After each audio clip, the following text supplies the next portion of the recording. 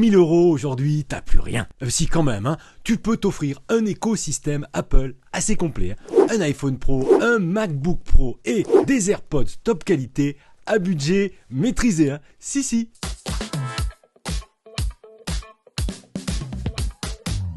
Salut à tous, c'est Giga Content, j'espère que vous allez bien, j'espère que tu vas bien.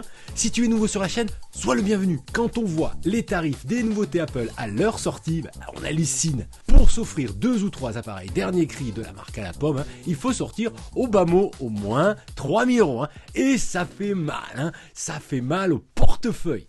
Pourtant, dans cette vidéo, je vais te montrer qu'en cherchant un peu, on peut s'offrir un écosystème Apple complet et pro pour environ 1000 €. Hein. C'est possible et je ne parle pas de vieillerie à la pomme avec 10 ans d'âge qui tourne très mal. Non. Hein. Je vais vous présenter 3 produits Apple que je possède toujours, que j'ai utilisés au quotidien et qui tiennent la route encore aujourd'hui en 2024. Je parle donc d'un MacBook Pro, d'un iPhone 13 Pro et enfin des AirPods 3e génération. Sache aussi que tu peux louer tes joujoux Apple comme un MacBook, un iPhone ou encore une Apple Watch sur Next Mobile. Hein. Tout est dans la description avec un code promo coup de pouce signé Giga Content. Allez, si toi bien installé, moi commencer par te présenter un iPhone sorti en 2021 que j'ai utilisé au quotidien pendant 2 ans et que j'utilise toujours d'ailleurs comme caméra B sur mes vidéos YouTube. Voici l'iPhone 13 Pro en bleu alpin. Il a toujours de la gueule, je trouve. Il n'a rien à envier aux iPhone 14 et même aux iPhone 15 niveau finition.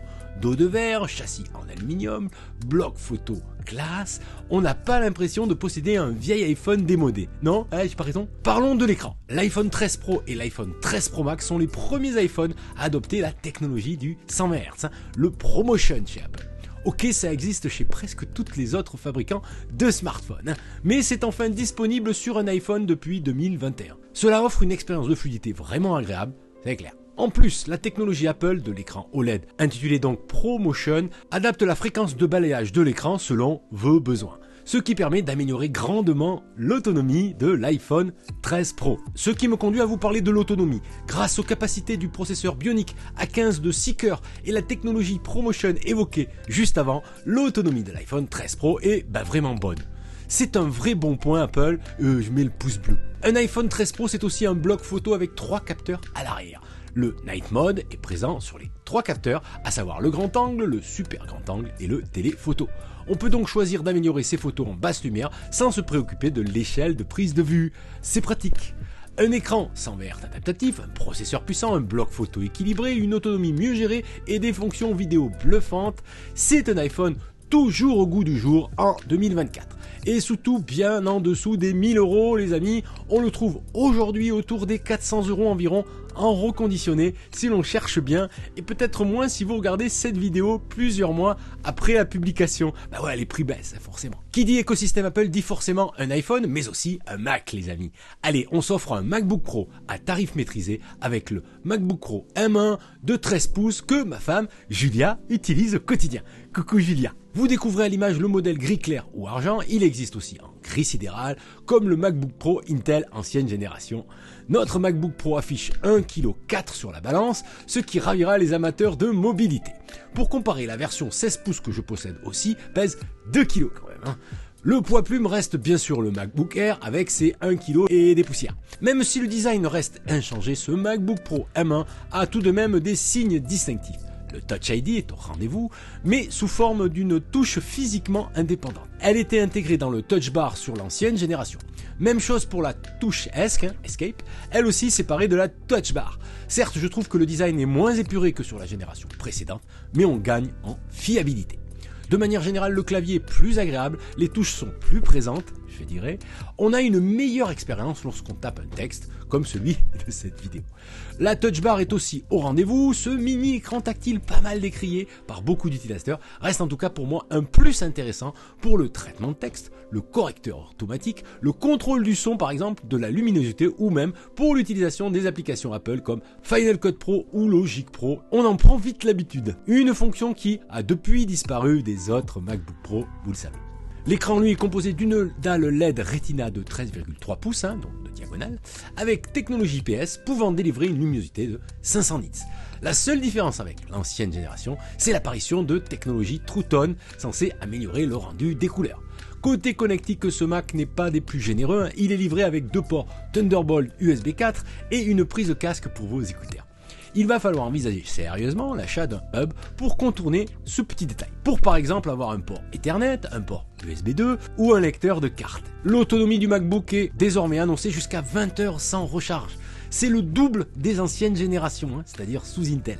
Je peux vous dire que c'est vraiment plaisant à l'utilisation. Bon, en utilisant des applications gourmandes comme Final Cut Pro ou en regardant beaucoup de vidéos, j'ai plutôt constaté une autonomie de 17 heures, ce qui est déjà super, hein. En tout cas, grâce à la puce M1 évidemment. Parlons chiffres et config, ce Mac est équipé d'un processeur 8 cœurs avec une RAM de 8 ou 16 Go et une capacité de stockage pouvant monter jusqu'à 2 Tera en SSD, les disques durs les plus rapides évidemment. La machine est bien équipée du Touch ID, hein, la fonction de verrouillage et de sécurisation par empreinte digitale pour ceux qui ne connaissent pas encore, et de la Touch Bar évoquée juste avant. En résumé, on pourra bien sûr déplorer le manque de connectique ou encore la présence d'une caméra en 720p alors que l'iPad Pro a une caméra selfie de 1080p. Ok, mais bon, une super caméra n'est pas une fonction indispensable sur un Ultrabook, selon moi. Alors aujourd'hui, vous pouvez le dégoter sur la toile en reconditionné autour des 700 €. Allez, petite alternative à un MacBook Pro pour votre écosystème Apple, vous pouvez opter aussi pour un iPad Pro 2021 pour encore plus de compacité. Selon moi, ce n'est pas forcément intéressant étant donné qu'un iPad Pro 2021 vous coûtera presque aussi cher que le MacBook Pro M1 de 13 pouces, voire même plus cher si vous ajoutez un Magic Keyboard. Ça, c'est un choix personnel les amis, mais en tout cas pour moi, il n'y a pas photo. Pour aller avec vos 2 nouveaux joujoux, pour boucler votre budget, ajoutons à la note des AirPods 3e génération, sortis eux aussi en 2021. Pour ces écouteurs, Apple s'est clairement inspiré du style des AirPods Pro avec des tiges plus courtes, une coque principale plus grande. Il ne manque plus que l'embout en silicone pour en faire des intra-auriculaires.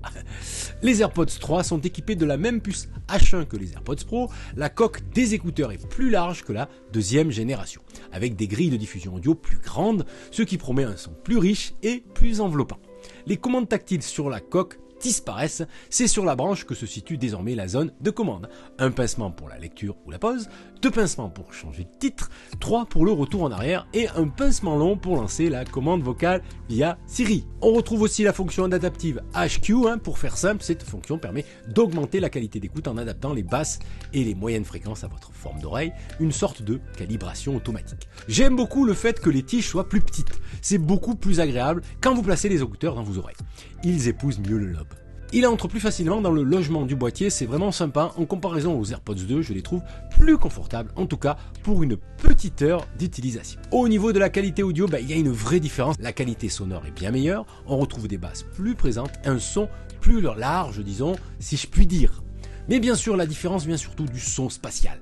Ce n'est pas énorme comme différence avec le mode stéréo classique, mais il y a une vraie différence à noter. On a l'impression parfois que le son vient de devant ou de derrière. C'est étonnant les premières minutes, mais on s'habitue vite. On a l'impression que le son nous enveloppe sans pour autant nous isoler. Les AirPods 3 n'ont pas de réduction de bruit active comme les AirPods Pro, c'est la grosse différence entre les deux modèles.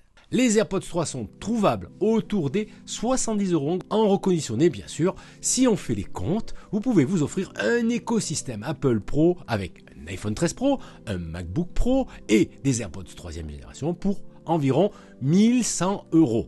C'est pas mal du tout. Et croyez-moi les amis, ces appareils Apple sont toujours opérationnels et surtout toujours performants pour 99% de vos besoins. Alors, les 1%, c'est pour une autre vidéo. Voilà pour cette vidéo écosystème Apple à budget serré. J'espère que vous avez aimé cette vidéo. Si c'est le cas, pouce en l'air.